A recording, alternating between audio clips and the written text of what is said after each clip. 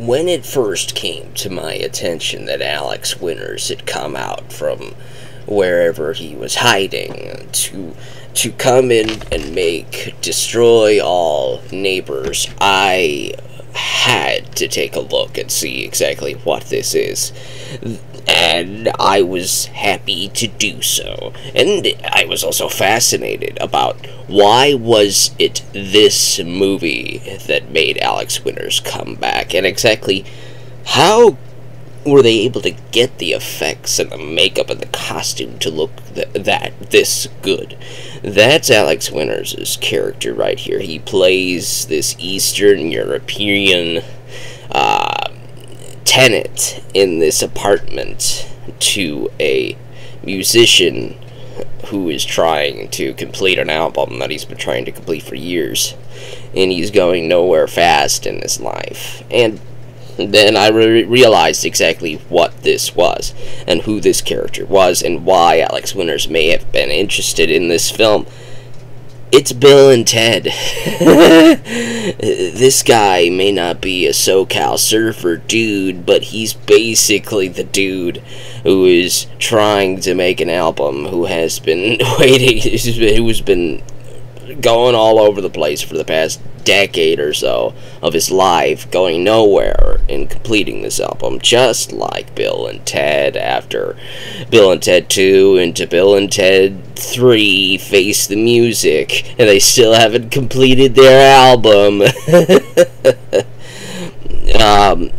It was fantastic to take a look at that and look through all of the similarities from Bill and Ted into Destroy All Neighbors, and then look at the special effects, and then look at Freaked, the other movie that Alex Winters was in, one of the last ones he was in until Bill and Ted Face the Music. It's like this guy has vanished off the face of the earth.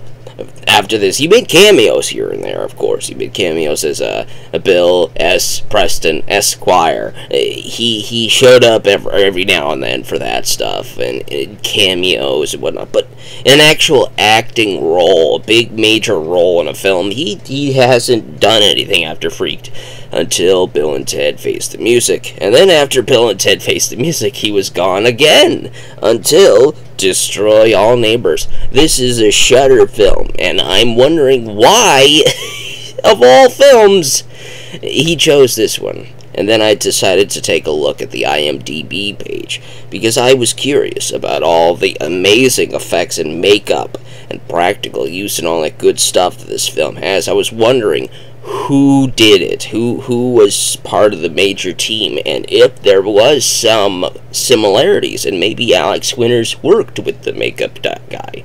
Maybe it could have been the same guy who worked with him on Freaked. So I decided to take a look. And I found him, folks! Bill Corso, the makeup department, special effects, additional crew, is that one dude who spans this entire web of Alex Winters together. Bill Corso was on the makeup team in the movie Freaked, and he was also the key makeup effects artist for Destroy All Neighbors. He also did Deadpool, if you're surprised at that. This guy, Bill Corso, has been all over the place. And naturally, the last film that Bill Corso worked on with Alex Winters was Bill and Ted Face the Music. So there's that as well. Maybe he even worked with them on the Bill and Ted movies, I thought. So I decided to take a look into that. So I scrolled through his page here to go all the way down into the 90s, all the way to the early 90s, to see if he worked on any of the Bill and Ted movies. And admittedly, I did not find any. But he did work on Freaked with Alex Winters, and this is probably where they met. And this is probably how Alex was able to get Bill Corso for Bill and Ted 3. And again, this is how Alex Winters was able to get Bill Corso for Destroy All Neighbors. I have no idea if the director or whoever produced this film was able to get Bill Corso before Alex Winters, or if Alex Winters was able to get Bill Corso. Either either way, both Bill Corso, the makeup effects guy, who also worked on Freaked, was in here with Alex Winters. Bill Corso is probably responsible for this makeup here. This is Alex Winters in this Eastern European dude's makeup. He vanishes into this role. I would never have known this was Alex Winters if I hadn't actually looked it up on the back and all this stuff. I would never have known that this was Alex Winters. And that is fantastic to me to read all of this behind the scenes stuff and speculate and all about how all of this came together, because the team that they got for this is incredible. It's like watching Freak's makeup and costumes. If you haven't seen Freaked, it's a 1993 film. You could probably find it on YouTube still for free.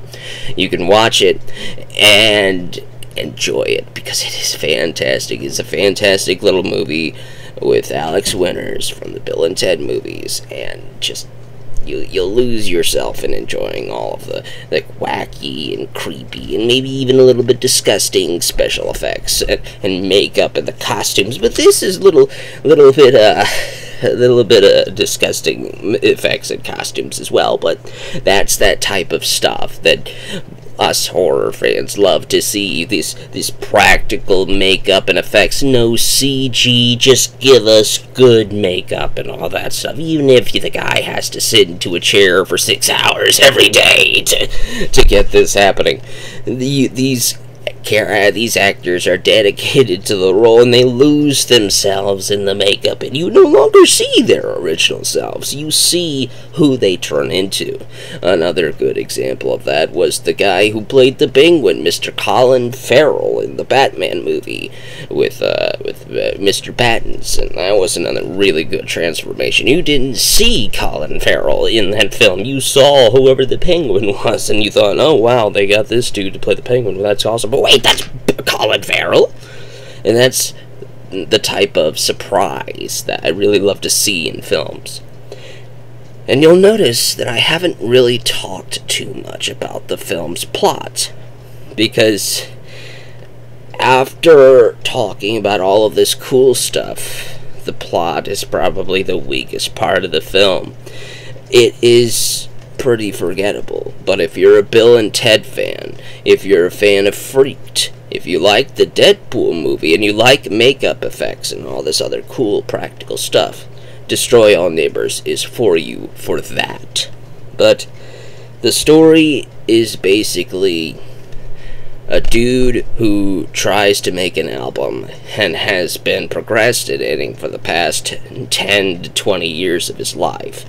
His life goes nowhere fast. He gets fired from his job. His